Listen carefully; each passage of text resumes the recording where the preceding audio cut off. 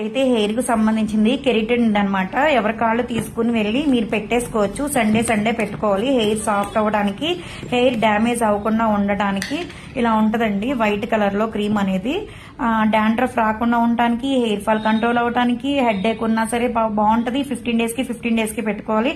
లేదు అనుకుంటే మంత్లీ అనమాట.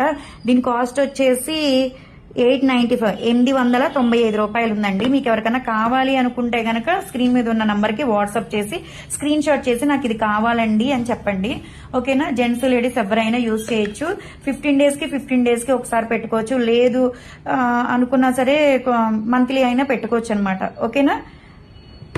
రిజల్ట్ అయితే బాగుంటదండి. వెంటనే హెయిర్ సాఫ్ట్ అయిపోతుంది, డాండ్రఫ్ తగ్గుతుంది అనమాట, హెయిర్ ఫాల్ కంట్రోల్ అవుతుంది, స్ప్లిటెన్స్ తగ్గుతాయి, హెడ్ ఏక్ ఉన్నా సరే కొంచెం టెన్షన్స్ అలా ఉన్నా సరే కూల్ గా అయిపోతుంది అనమాట. హెయిర్ స్కాల్ఫ్ అనేది కూల్ గా అయిపోయి కొంచెం బ్రెయిన్ అనేది రిలీఫ్ అవుతుంది. బాగుంటదండి. ఓకేనా?